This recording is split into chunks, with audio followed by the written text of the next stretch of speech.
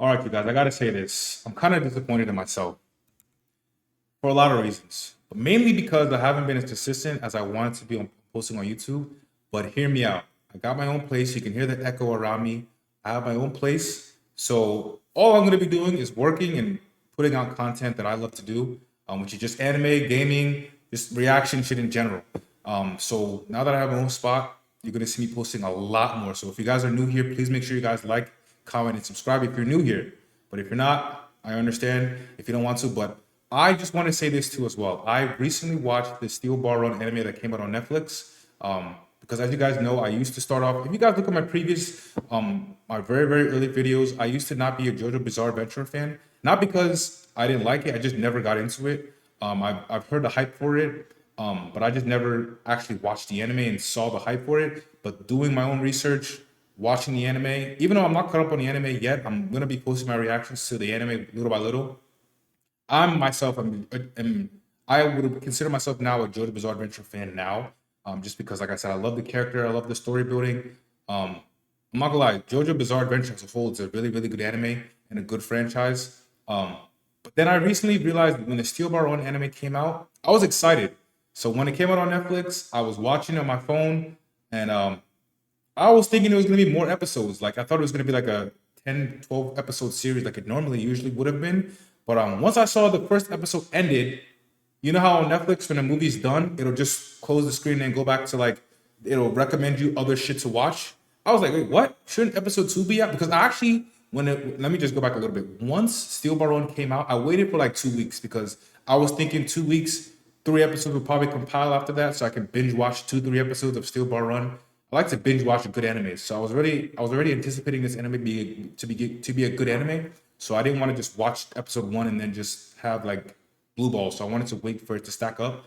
And come to find out, there's only one episode, and I was so confused and pissed off. I was like, how are they gonna just end it off at like a really like shit was just getting good, you know? The racing, they were just about to cross the he already won, like, essentially. He already got across the finish line, but they definitely could have built on top of that. So I was just confused as to why they didn't release more episodes. But then I've come to find out that Netflix and this show, they're gonna release more episodes later on down the line. Don't know why they did that, but hey, that's just a little bit of ranting on my end. But I'm glad that there is gonna be more episodes coming out in the future.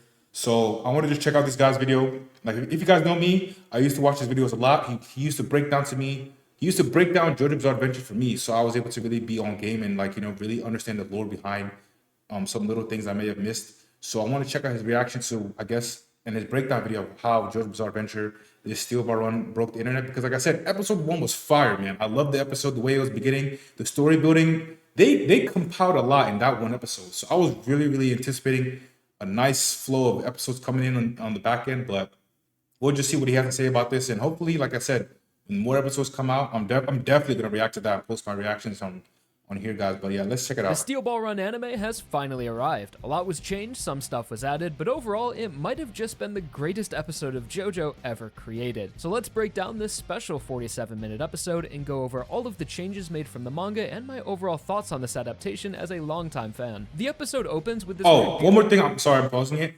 I liked episode 1 so much. I watched it both dubbed and subbed. So what I did was I watched it subbed completely through, and then once I realized that no more episodes were coming out, I had to rewatch it again dubbed, and it was good both subbed and dubbed. So Beautiful and that's how cinematic much I like original this scene episode that 1. first gives credit to Hirohiko Araki, or GOAT, as the creator of the original work, and Goated. faithfully refers to this story as JoJo's Bizarre Adventure Part 7, despite the title being listed as a completely separate show within the Netflix catalog, and doesn't do anything extra to explain the alternate universe or refer to any previous parts. So just like the original manga, they left a bit of mystery for those experiencing it for the first time. This new opening is accompanied by narration from Johnny Joestar and establishes the setting as the 19th century western frontier, and mentions how pioneers stormed the lands, conquered native people, and endured until they reached the Pacific. We then transition into a more familiar scene of Yeah, Sandman I was getting being like chased down by slavery his vibe. tribe. Like this was like We already during knew that they would slavery, be reworking these like early chapters, peak and they World said that the War story would no Abraham longer Lincoln be type dealing era. with Sandman like the Because manga. I think there was So slavery surprised going to on see back this at all, back in but this it is time. I'm heavily cut down, assuming. and Sandman now just hides inside of a hole in Bro, the ground. he and was leaves it in a crazy. newspaper with a steel ball Running run with as his bare headline. foot. But we still Goated. got to hear his tribe yelling that he had the white man's books in his tent. So if someone hasn't read the manga, you still get the impression that Sandman I don't is know being how ostracized by this guy his was people, and had He's an built interest in the differently, white man's literally. culture and is going to use it to win the race for his people. But it is a bit less impactful having cut the chief, more of his tribesmen, us actually seeing the Bible in his tent, the scenes with his sister, and Gyro's training wall, which explains where he got the books and foreshadows the spin. But for the sake of pacing, this was pretty necessary. This episode needed to introduce 5 main characters with some level of backstory or reason for them to be in the race. Yeah. And still, the race doesn't start until 23 minutes in, so just keep that in mind when I mention cuts. They It's crammed not a that lot bad, in and this the way episode. David Production transformed this early awkward stage was magic. And there still is the possibility that these scenes will appear in a later Sandman flashback to further develop the character.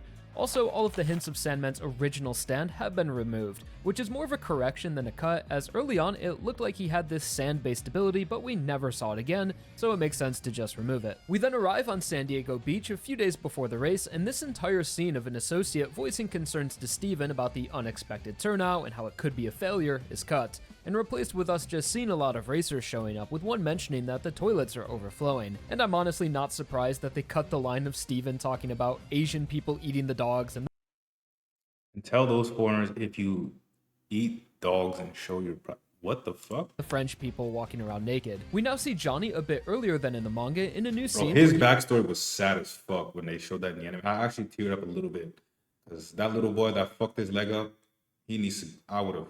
he's looking towards the race admissions booth, but paralyzed hesitantly him? rolls away. And then we switch back to the press conference, which had a bunch of cut dialogue, mostly just inconsequential details about the race, but it's no longer mentioned by the reporter that Lucy Steele is 14 years old. I Which was cannot kind get of over the fact that they were able to pull off putting a cracked eggshell in this guy's hair. important to make us think differently of Steven at first, but then explain their relationship later on. that's In the very next few unique. scenes, we start to see how the production went about really reorganizing things to make the pacing have a more natural flow. For example, Steven now cries in Lucy's arms after the press conference instead of before it, and in the following scene, Gyro's introduction and duel get to play out in full, when in the manga, you had Poco Loco's introduction just thrown right in the middle of this scene, but now is moved to later in the episode after Poco Loco starts the race. So during Gyro's introduction, the episode starts to flex its muscles, and you can see the Part 5 team really shine through. A hallmark of their style is the extra line work in the hands and faces, and just so many great moments in this scene that give so much aura to Gyro. The effects of the spin calling back to Hamon, the new cross-hatching that's- effect for bro, shading, his and the ability red with and that black ball color is shift, showing crazy. that Red Dead Redemption influence the director had recently talked about. We then get into Johnny's introduction, and I really forgot how much of a stubborn jerk he is at the start of the race, which just shows how much he's going to change throughout the story. And like in the manga, after meeting Gyro, it then leads into his backstory, where they made a pretty significant change and revealed that his brother Nicholas died in an accident, which Yeah. wasn't mentioned in the manga until chapter 42. And overall, the visuals are very different, using the young Johnny design we didn't see until later, but still tell how he was once a prodigy horse racer that fell from grace and after becoming paralyzed was abandoned by his family. The Bro, that anime was adds a sad, new scene bro. right after this Thi- flashback that That whole scene where he was in the hospital. Oh my god, and then the guy put the pillow on his face, trying to like. That was like, bro, because he used to be on top of like. Yeah, no, that shows Johnny was crawling very into the emotional. admissions booth and gets his 939 racer number when in the manga he raced the first stage without a number. When Gyro is watching Johnny try and ride Slow Dancer, he no longer has this small interaction with Sandman. Instead, we just see him arrive at the admissions booth and pays for his entry with an emerald, which Yeah, is this no Native longer American covered in guy- sand or mentioned to be a family heirloom. And at the start of the He's race, built as different. expected, a lot of the opening ceremony was cut, like the mini horse march and the trophy frozen in ice. I know people love this horse march, but what even was this? Were they robots? And none of this was really relevant. I don't think we ever even saw the trophy again, so better to just start the race. And once we actually kick things off is when the true magic of this adaptation begins, and so much of this first stage is adjusted from the manga, so it would be pretty monotonous to just list every difference, but everything they did change, you don't even really notice and was 100% for the better. And I really want to emphasize how well of a job David Production did in transforming the early stage of Steel Ball Run into this well-paced short film essentially, Yep. that uses its time to tell the original story in its own visual style, but also fully captures Part 7's overarching theme of motion, where once the race starts, it feels like we never slowed down until the finish line. Even the scenes I was most worried about, like the mid-race dialogue and the explanations, were executed perfectly. The camera angles and loops were dynamic and never felt stiff or repetitive, and were of course balanced out with tons of high frame horse racing. So what the adaptation sacrificed in manga accuracy more than made up for what was lost by creating a fun, fast-paced horse race that evokes feelings of hope and storming the new frontier, which is the essence of Steel Ball Run. And going hand in hand with the animation, which I thought was some of the best in the series, is the music. They were not lying when they were hyping up this soundtrack. The rhythm of the themes that flow like water from one character to the next truly feels like you are dancing with Steel Ball Run, and further amplifies the theme of motion. It's like the episode just throws you on a saddle and brings you along for the ride. Some notable character themes were the upbeat groove of Poco Loco, with the theme even saying "Hey Ya," the name of his stand. And Diego's theme. I don't know about that. I mean, that's kind of like, that's crazy. Just to like, that's kind of like stereotypical. I don't know, but hey, it is what it is. He is a black character, and like I said, if you listen and watch it dubbed, you'll realize this guy's like a remix of the He's original so Universe stereotypical Dios was black. very nostalgic. And I love the audio boom sound effect they used, similar to Time Stop that happened whenever Diego had made a burst or taken the lead, not only referencing his speed being similar to Time Stop, but also some very early foreshadowing. So by the end of the first stage, one of the biggest changes you might have noticed, if you read the manga, was the decision to not show any stands this episode, and overall undermined the supernatural aspect of the series besides the mystery of the spin. So originally you had Sandman show a ghost arm, and Poco Loco's stand physically appeared a whole bunch throughout the first stage, and gave the impression that this stand ability was making him lucky. When in the anime, you only hear it talk a little bit, just hinting at something, but you never see it, so first-time watchers might assume his luck or confidence is coming from the fortune teller. So this could have been simply to save time, but I think they really wanted to immerse the viewers in the competition of the race and keep the start as grounded as possible, which I think worked out in the end. And honestly, Poco Loco gets so much attention this episode, he almost feels like the main character. Yeah, low key, that's what I was getting from. I'm not gonna lie, I don't like his mustache. Like, why did he not connect at the bottom? Like, he might as well, I don't know. He looks like a black Asian to me. That's what he a looks little like bit to me. too much towards him, Just because based I off felt that like they mustache. tried to give everyone a similar amount of screen time to make the main five feel as competitive as possible, to where it felt like any of them could be the winner. So same reason as to why Sandman had the cut content. I think they were just trying to keep the racers balanced while making it clear that Johnny Joestar is our protagonist, despite him not doing much in the first stage. But Poco Loco was just my favorite this episode. He was the star. So cherries on top for this special premiere. The animation team has finally seemed to strike a balance with their use of 3D, and it looks like it's going to be great for the future of this adaptation. Yeah, Finally having animation learned more wasn't- techniques to make I'm it glad blend they didn't super well animate with this the way they the did 2D. One Punch Man. It was barely noticeable. One Punch- when I could- used. And the I'll voice talk cast about for it at the end. Japanese and English were both fantastic. Those Yep. were the only two languages I watched so far, but all of the characters felt like, their voices when I was reading them. Gyro's a little bit more soft-spoken, Johnny's aggressive, Poco Loco's fun, and Sandman is more determined, and Diego's like super arrogant. Just perfect casting all around for that. Although I might also watch in French because it's funny.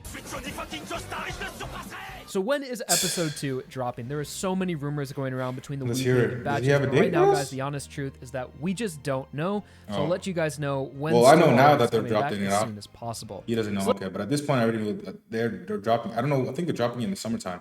But yeah, guys, I love this video breakdown of the Steel Ball Run anime that just got released. But yeah, like I said, I was gonna say this. I'm glad he mentioned the animation. The animation was really good, and shout out to this for animation because One Punch Man. I know people were shitting on it. I didn't recently, but I watched episode 1 of the new One Punch Man episode. I literally couldn't finish it. It was so bad, so bad. So I couldn't even finish watching One Punch Man. So that's like on a side tangent. But besides that, guys, yeah, man, I pretty much understood and agree with a lot of the points he made. As far as the technicalities, as far as what changed between the manga and the adaptation to the anime, doesn't seem like a lot of significant things changed. But yeah, overall, like I said, it's a lot to fit in one episode. So I think overall, for what they were trying to do in episode 1, they did a pretty good job, and I'm excited to see what's going to be happening moving forward. And hopefully, by the time the anime picks up for this in the summertime, I will have already finished watching all of the actual JoJo's Bizarre Adventure part 2, 3, and 4. Right now, I'm on part 3. Yeah, but yeah, overall, like I said, I'm liking JoJo's Bizarre Adventure. It's climbing up there for me as far as like my animes for me, top 10 animes, just overall in totality. But yeah, man, I'm liking this show a lot, and I'm really excited to see what's going to be happening in the future for this anime.